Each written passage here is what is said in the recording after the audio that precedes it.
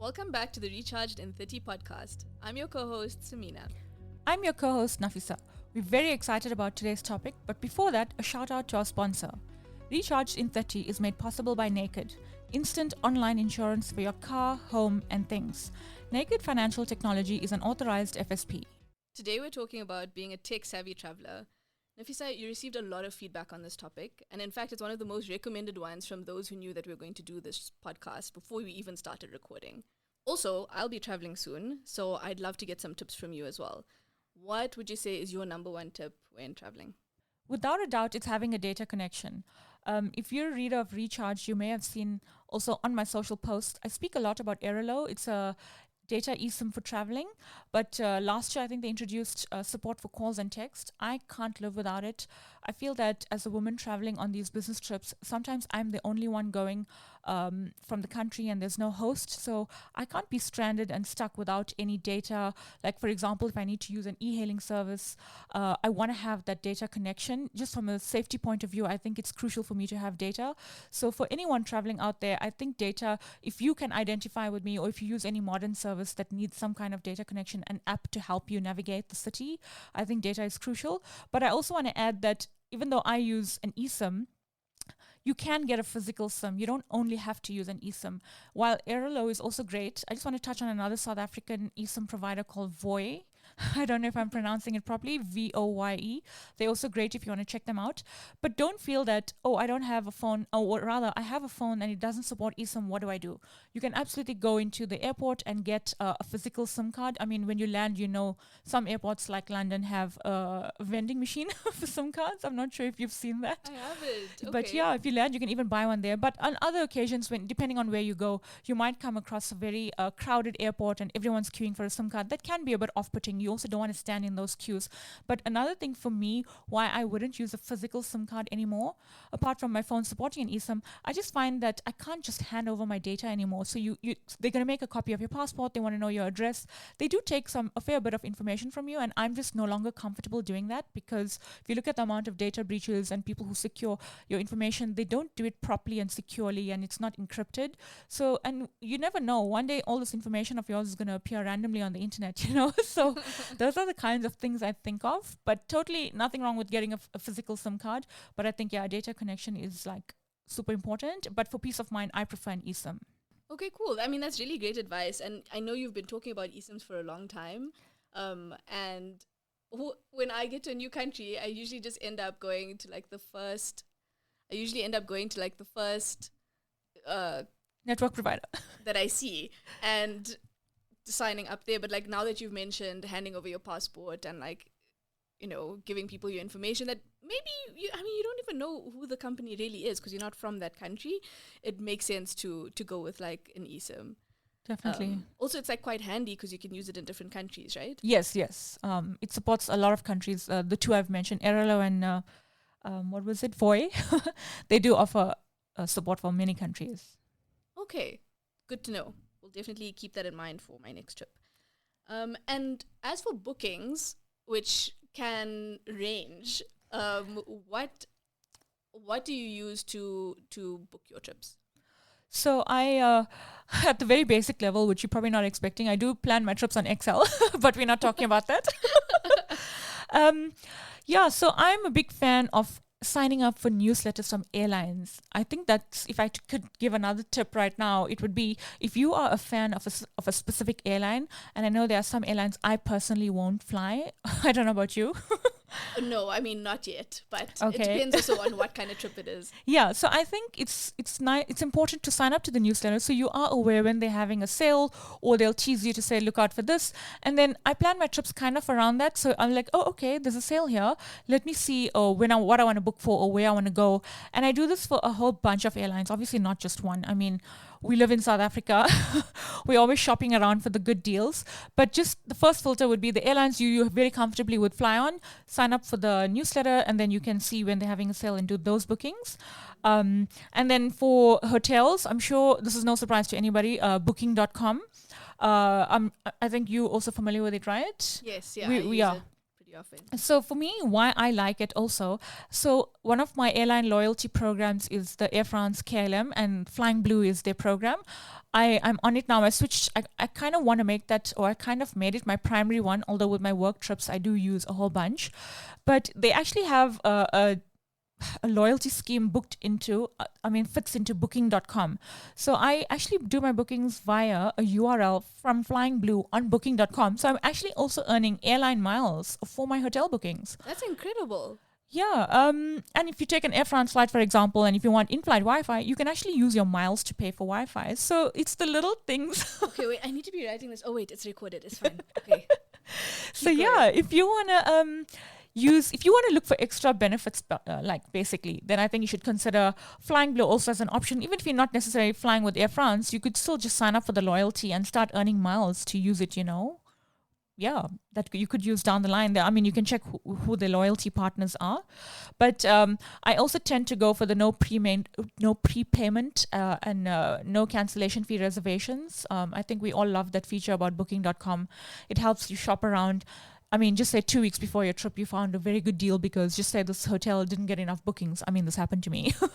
It just said, by the way, this hotel is having a lower rate. So I actually went and canceled my previous booking and then ended up booking a new accommodation. That's super handy. Given that I haven't traveled in a while, I'm definitely going to try that and make sure that I have enough time to cancel and rebook if I can. Another thing that is a massive consideration before people leave is Forex. So what do you do about Forex when you travel? Yeah, so for me, I don't actually buy Forex cash as in foreign currency. What I do is, as you know, I'm very digital first. I do have bank accounts with like F&B Global Bank account, and I do have a Discovery Real-Time Forex account. So for me, it's also important to have two different bank accounts because I'm sure you might have heard of horror stories where your card is declined or something happens and you need to make this purchase and you're in store. So I like having a backup account. So that's why I have two bank accounts firstly. So yeah, with the global account, I just load my dollars if I want or whatever currency. I think I have a euro one with the F&B as well. And then the Discovery also, you can just buy. So the great thing about the Discovery is the real-time aspect if you don't plan ahead. I just tap these cards. I've loaded these cards as virtual cards on my Apple Watch and on my phone. So, and I have physical cards as backup. But to be honest, I don't actually carry the physical cards. I feel the virtual card on my wrist is sufficient and on my iPhone. That's what I do mainly. But I also do have a wallet phone cover. I don't know whether this is worth mentioning, but I do keep some cards. So while I don't carry the Forex cards, I keep my credit cards as backup as well, I just don't want to be stranded somewhere and something happens and I can't complete a purchase. So yeah, for me, I think just being cashless has been working for me, if that makes sense. Yeah. And if I really want cash, what I do is, I mentioned the privacy issue earlier about handing in your details. I don't actually, when I'm going to a Forex agent, you have to give your passport details, proof of address if you leave South Africa to get cash. Yeah. So I also don't like doing that. When I land in a new country, I make sure if I really need the cash, I'll go to an ATM from a reputable bank. So it can't be like a third party random ATM you see, in the middle of a busy tourist destination. Those are such scammy things to use because they have such high fees. So don't get caught with those. If you like in the middle of a very tourist destination and you think how convenient there's an ATM here, I definitely tell you not to use those. Rather look at the local banks in the city you're in or in the country you're in, and rather go to their establishment and withdraw. Then it's an official bank and they won't have such high fees. And then you can just check with your bank account in South Africa what they charge for international withdrawals. So that's how I would do it if I urgently need to get cash. That is a really great tip because I didn't know that was a thing, that you'd have scammy ATMs. What do you mean? I thought ATMs were very dependable, but I suppose, in tourist areas, that could be a thing. Have you ever, how do you deal with Forex? Like, do you get it in person? I know it's been a while since you traveled, so maybe, what did you do? So on the needing a backup front, I learned that the hard way because I had a credit card get swallowed by a machine in Malaysia. So I had no credit card for the rest of the trip, and luckily I was traveling with family, so we managed to sort it out. But the bank was like, so sorry, nothing we could do. and it was just gone. Wow, I didn't even think of that as a potential, like, to keep 2 cards. No, neither did I. So that just ended up being like how the day went. And luckily I had my family with me. But if I was on my own, it might have been a very different situation. So now I'm going to be signing up for an F&B Global account as well. Yeah. I think it's one of the easiest ways to be able to tap wherever you are. And I do, though, also withdraw cash as soon as I get to a place, because often you need it for, you know, if you're shopping like street side or like, you know, markets, things like that, you do need cash. And for tips and things like that, it's very helpful. So that's what I do when I get there. Yeah, and I also wanted to mention one other thing. If you do like saving your money and shopping abroad to get your VAT back, I think it's also important that you do need a physical card for that kind of thing. Like you just need to decide. Like for me, I tap on my watch for quick things like food, eats, coffee, that kind of thing. But if I want to buy something that I've saved up for where I know I'm going to get my VAT back, I actually pay with a physical card, because I think they would need that kind of information to pay the money back to you. That is also very helpful. So yeah, always keep all options open, multiple cards, virtual, physical. So I think that's also, something to think of if you want to keep a physical card on you. Yeah, especially if you're going overseas to make like a big purchase, because especially like electronics and things, sometimes people buy them overseas because they're cheaper there. So that is definitely something to keep in mind. And one other thing I just remembered, if you don't actually have the virtual card, or you feel a bit intimidated to load cards on your watch or your phone, you can get those cash passport things. I don't know whether you've seen them, like a prepaid travel card. They're very easy, like you can gift it to someone or whatever the case is. A lot of the banks offer it on their own system. It doesn't matter what bank you bank with, but you should be able to get a cash passport. So that's also another way to load your money. If you don't feel safe carrying physical cash anywhere, which, I mean, we know some of these popular European destinations, Paris and Italy and France, there's a lot of pickpockets out there. So if you don't feel safe for that reason to carry cash, this would be another great option. Yeah, that is a really great option. I think I used it like a while back. I even forgot that it was a thing. But yeah, super, super helpful tip as well. I saw on your travel account that you use lounge access also. What is the easiest way to go about doing that? So I think you did mention just now that you want to get a F&B Global account. So with that account, along with other bank accounts, I know Absa, Discovery, Investec, from what my followers have shared as well, there is a way to get lounge key access. Lounge key is like a global third-party lounge system that lets you get access to their lounges if you have access via your bank. So I think it's important, if you do travel a lot, you might find it useful to get this card based on the fees associated with the bank account you have, and sometimes you could get it for free depending on what tier you're on. So these tips have helped me quite a bit, actually. I must say that I didn't think I would use it as much. I traveled recently to China, to Hong Kong, Singapore, and Malaysia. Sorry, not Malaysia. I'm thinking about your trip to Mauritius, I want to say. I transited there last year. It actually helped me just to stop and shower and just access the lounge. One of the lounges, they didn't actually have the logo on it. I just randomly walked past and I saw this lounge and I thought, oh, let me just go and check. And what do you know? I actually had access to it. Oh, nice. And I could take a guest with me. So I think when you're traveling, the worst part about traveling is obviously the flying, and you're going to be at an airport and you don't really want to, just sit randomly on seats the whole time. If you can do something about it, why not? So the lounge access definitely helps with just resting, relaxing, recharging before your next flight. And the thing about a lounge key, you can log on to the app and see where the locations are, and you can plan ahead. So if you know you've got a 4-hour layover somewhere, you can just go onto the app and see which terminal specifically has a lounge, and it also tells you the amenities, so you can plan. So if some of it has a shower, you can pack an extra set of clothes with you during your transit. That is very helpful. So you mentioned you traveled to China recently. And given the Great Firewall, did you need a VPN to access websites in China? Yeah, so before that, I was quite stressed out. I was like, I did see Airalo did have VPN support, but the skeptic in me, I was like, oh, what if it doesn't work? And I was like overthinking everything. I did sign up to another VPN service, and I myself use ExpressVPN for my own stuff. So I thought I need, me and my backups for my backups. So I did read about the Airalo, and I did get have my ExpressVPN, and I signed up to a trial for another third-party VPN. But surprisingly, or not surprisingly, when I did get to China, I was actually shocked that it worked. So with Airalo, they say that with the rerouting that they have with their services, the VPN is built in, and it did indeed work on my iPhone. I actually carried also another Android, and I loaded it there, and it worked on both devices. I did not struggle. It was so seamless. I was actually surprised. I think that's really one of the biggest tips also I can give. If I can give another tip, that the Airalo, if you happen to be traveling to China, that should be your number one option. But I do know that Airalo is only an eSIM. It's not a physical SIM. So that's also something to consider. But I mean, if you do have a phone that does not have an eSIM, you can use ExpressVPN, which worked for me.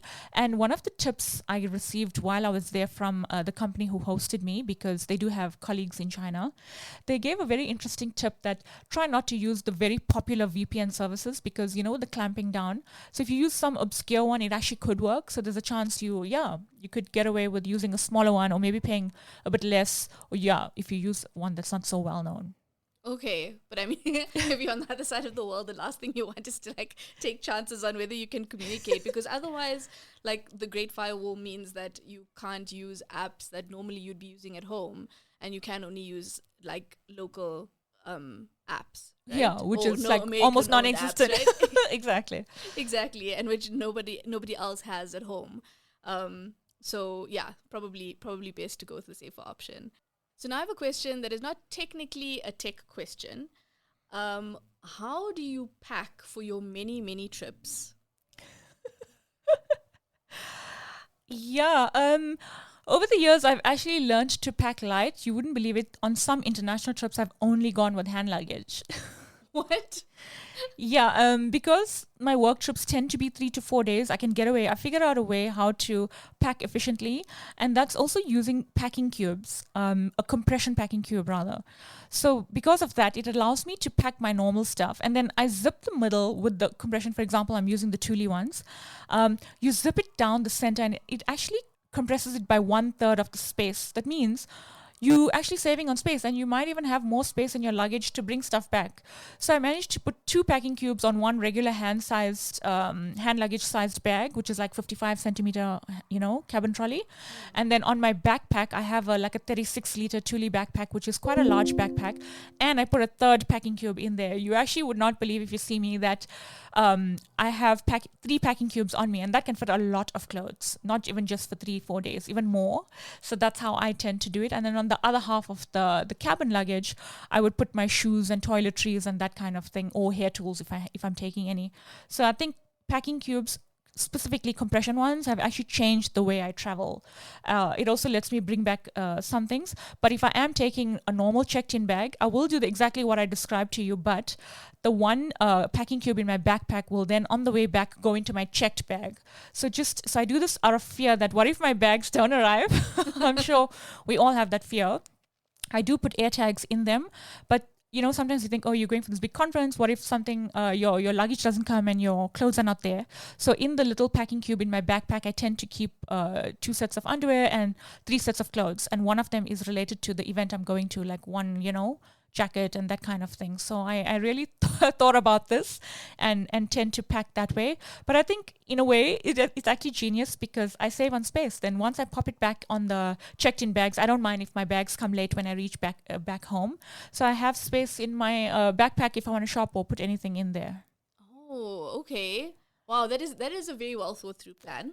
I end up just taking airlines with 2 suitcases and take everything I can.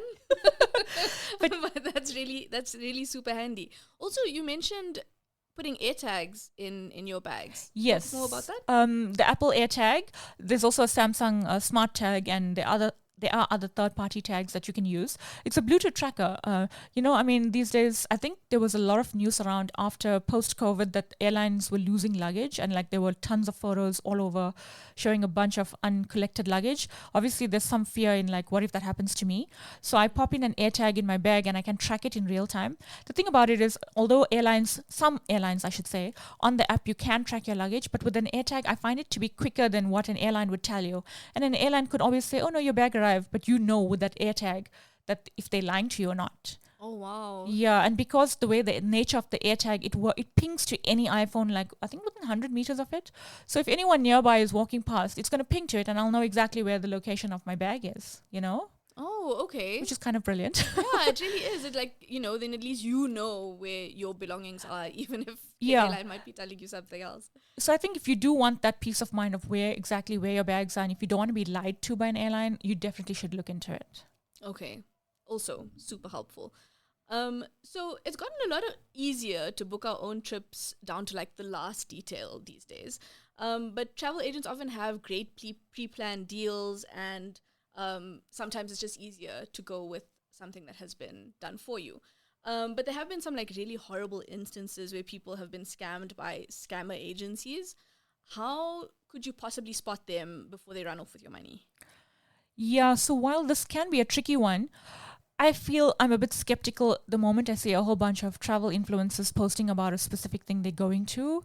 I don't know. I just feel like we don't know who does due diligence to check out the agents. I mean, we've all known this has happened. There's been a lot of stories. We've seen a lot of people unfortunately stranded, people taking their life savings to go on holidays, and it's very heartbreaking to see them be scammed. So I think, firstly, do your own checks. So if you see this new agency that everyone's raving about, don't just go on their word. Go and Google it. See if the company has an official website. See if there's a little lock on the top where you know that it's a secure website if they're taking money from you, and check if they have a local telephone number, a landline. Like all these kinds of things are things you should look out for. Secure payment on the website. And another thing that I think is so important, the full terms and conditions of the payments and cancellations. If they don't have this, how do you know how you're protected? And while a lot of the banks in South Africa, if you pay with a credit card, it comes with insurance naturally, so that if anything happens, you will get your money back. But then you obviously have to file a dispute. But before you do that, nobody wants to lose their money, their hard-earned money. Nobody wants to show up at the airport where you have your bags packed and now you can't take a flight. So this happened.